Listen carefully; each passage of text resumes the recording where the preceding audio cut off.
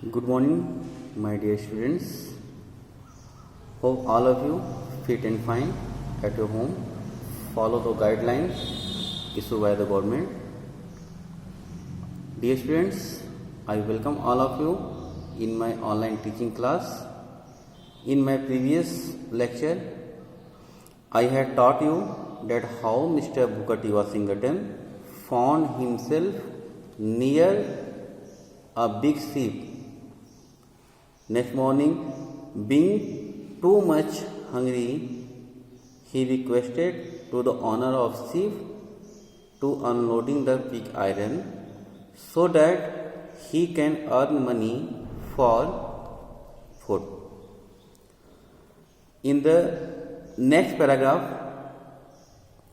I have to taught that what happened to Washington and how did he succeed in his ambition aim.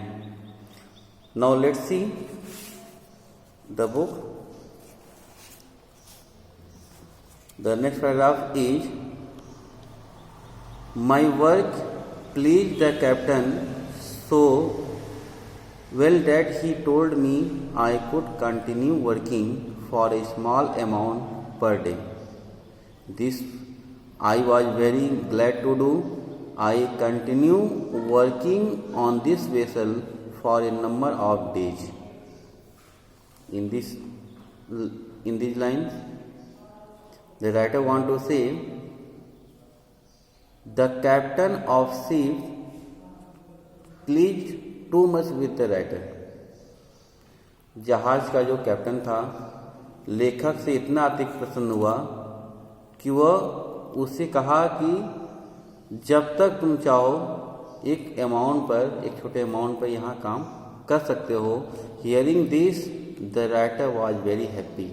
यह सुनकर लेखक बहुत प्रसन्न हुआ और वह कंटिन्यू कई दिनों तक अ नंबर ऑफ डेज वहाँ पर वर्क करता रहा.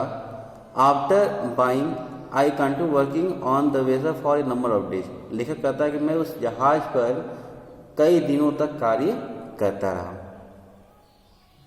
After buying food with my small wage, there was not much left to pay my way to Hampton.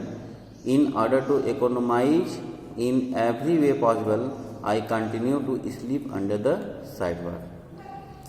अब लेखक क्या कहता है?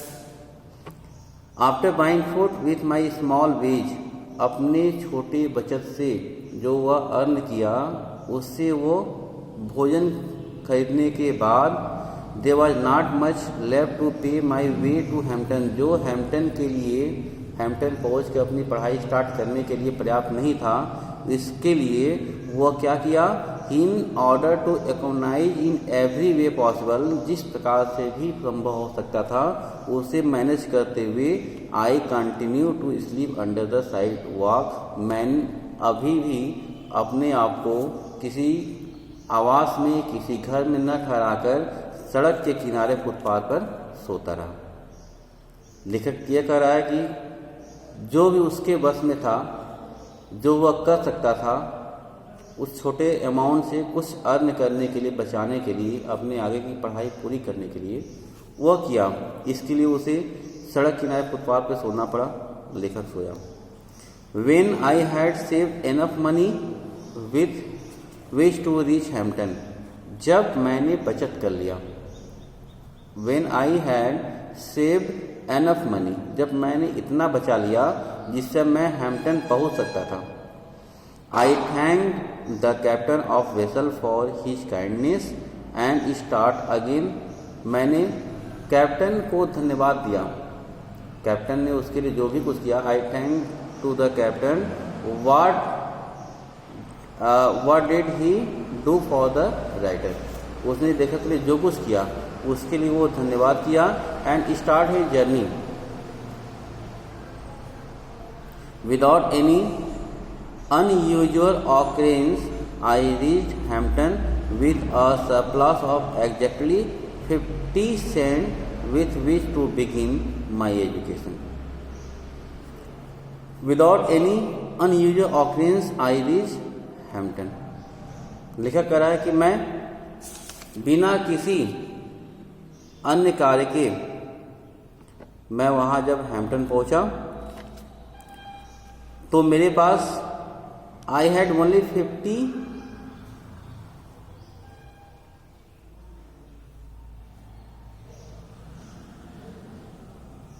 50 cent with which to begin my education. I had only 50 cent to start my education. लेखक जब वहाँ Hampton पहुँचा तो उसके पास केवल 50 सेंट ही बचे थे जिससे उनको अपनी आगे की पढ़ाई शुरू करनी थी. The first sight of the large 3-story brick school building seemed to have rewarded me for all that I had undergone in order to reach the place. The sight of it seemed to give me a new life. लेखक क्या कहता है? Writer यह बताना चाह रहा है कि the first sight of large 3-story building, इससे पहले लेखक ने कभी इस तरह का बिल्डिंग नहीं देखा था. 3 मंजिला ईंटें से बनी इमारत को देखकर वो जो school Hampton normal agriculture school जहाँ लेखक पहुँचा था, उस स्कूल की बिल्डिंग को देखकर लेखक को ऐसा लग रहा है कि वो वास्तव में ऐसा प्रयास किया कि वास्तव में उसे उसके प्रयास का रिवार्ड उसे मिल गया हो, उसे अपने द्वारा किए गए प्रयत्नों का फल पुरस्कार उसे मिल गया हो.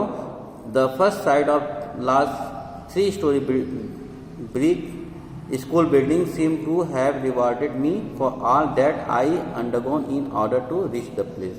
उस स्थान तक पहुंचने के लिए मैंने जो कुछ भी कष्ट सहे, जो भी यातनाएं सही, उन सभी कष्टों का उन्हें पुरस्कार मिल गया मात्र उस बिल्डिंग को, इस स्कूल को देखने भर से. The sight of it seemed to give me new life. उस दृश्य को देख कर ही मुझे एक नया जीवन मिल गया. मुझे ऐसा प्रतीत होने लगा कि मेरा यह सेकेंड बर्थ हुआ है, मेरा दूसरा जन्म हुआ है और मेरे सारे कष्ट समाप्त हो गए. As soon as possible after reaching the ground of Hampton Institute, जैसे ही पॉसिबल हुआ, as soon as possible, जैसे ही संभव हुआ, after reaching the ground of Hampton Institute, Hampton normal institute के ग्राउंड में पहुंचकर I presented myself before the head teacher for assignment to the class. मैंने class के असाइनमेंट मीन्स होमवर्क आप कर सकते हैं. क्लास में जो असाइनमेंट होता है दिया जाता है बच्चों को, उस क्लास के असाइनमेंट के लिए मैंने अपने आप को, आई presented myself before the head teacher, मैंने अपने आप को हेड टीचर, मुख्य अध्यापक के पास या अध्यापिका के पास अपने आप को प्रस्तुत किया. Having being so long without proper food, a bath and change of clothing, I did not of course make a very favourable impression upon her. The writer described that having been so long time of taking food, proper food, having a proper bath and change the cloth, maybe he did not impress upon the head teacher. कई दिनों से भूखा होने के कारण, कपड़े change न करने के कारण या समय से स्नान न करने के कारण लेखक कहता है शायद मैं उस मुख्य अध्यापिका के ऊपर अपना अच्छा प्रभाव नहीं छोड़ पाया. I could see at once that there were doubts in her mind about the wisdom of admitting me as a student. मैं देख सकता था कि अभी भी हेड टीचर के मन में मेरी एडमिशन को लेकर के, एक स्टूडेंट के रूप में प्रवेश को लेकर के कुछ संदेह चल रहा है. शी डिड नॉट कन्फर्म, वो कुछ कंफर्म नहीं कर पा रही है कि वो एडमिशन ले या फिर नल है। For some time she did not refuse to admit me, neither did she decide in my favour. कुछ समय तक न तो मुझे एडमिट कर रही है और न ही मेरे फेवर में, न ही मुझे डिनाई कर रही है। न तो वो मुझे स्वीकार कर रही है और न ही मेरे फेवर में कुछ निर्णय कर रही है। कुछ असमंजस की स्थिति में वो हेड टीचर है।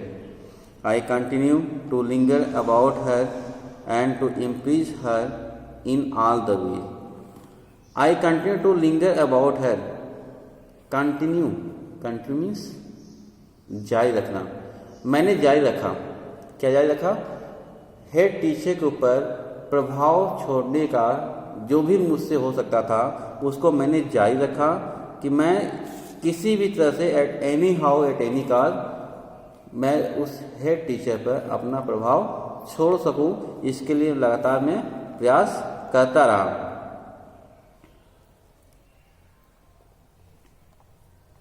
आई कुड माई वर्कनेस, जितना मुझसे हो सकता था मैंने किया। In the meantime I saw her admitting other students and that added greatly to my discomfort. After sometimes, कुछ समय बाद मैंने देखा, आई सा सी एडमिटिंग अदर स्टूडेंट्स, वो दूसरे बच्चों का प्रवेश कर रही थी। And that added greatly to my discomfort. Seeing that I was very disturbed. यह देख करके मैं बहुत अधिक डिस्टर्ब था। मेरी चिंताएं बढ़ रही थी कि वो दूसरे बच्चों का प्रवेश ले रही हैं और मेरे बारे में भी कोई डिसाइड निश्चय नहीं कर रही हैं। आई फेल्ट, मैंने महसूस किया, deep down in my heart, अपने अंदर मैंने बहुत ज़्यादा दुख महसूस किया। That I could do as well as they if I could only get a chance to show what was in me. मैं यह महसूस करने लगा कि मुझे मात्र एक चांस मिल जाता। I have got only one chance. Then I told you what am I, मैं क्या हूं मैं बता देता हूं। लेखक ये सोच रहा है कि मेरे अंदर क्या क्वालिटी है। What are the qualities in myself, मेरे अंदर कौन कौन से गुण हैं।